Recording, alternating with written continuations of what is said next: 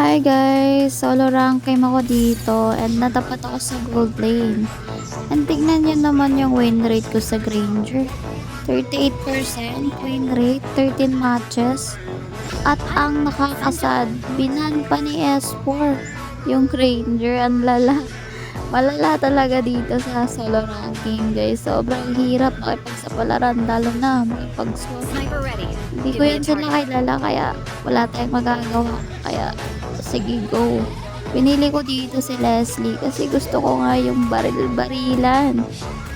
At dito natin makikita kung ano nga ba ang mangyayari sa akin sa larong to. Pero alam ko naman na hindi ako MM user. Kung sa mid lane nga or sa roam ako malagay, namamatay ako ng ilang beses, nababaog ako ng ilang beses. Dito pa kaya sa gold lane na hindi ko to gamay, pero may tiwala ako sa sarili ko at yun ang pinanghihahawakan ko.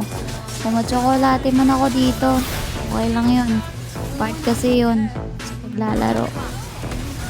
Ramdam ko naman yung inis talaga kapag may nakakasama ka sa rank game na hindi marunong sa lane niya. Pero wala eh. Sila yan, tayo to. Kung magaling ka, ikaw yan. Hindi naman lahat kasi ng players sa MLBB kasing galing mo.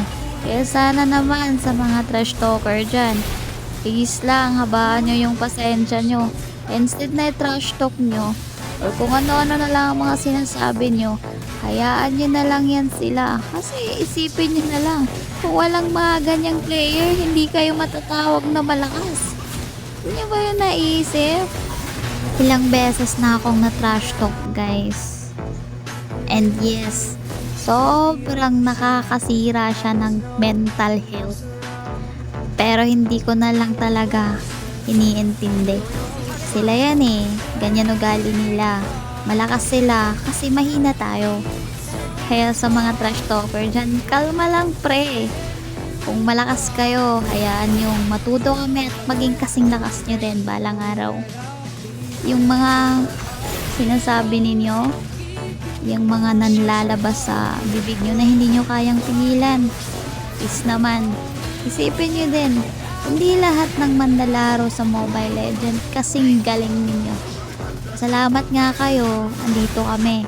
Kasi kung wala kami, wala kayong magagaling. Kalma lang boy, laro lang yan. I-enjoy mo lang, okay?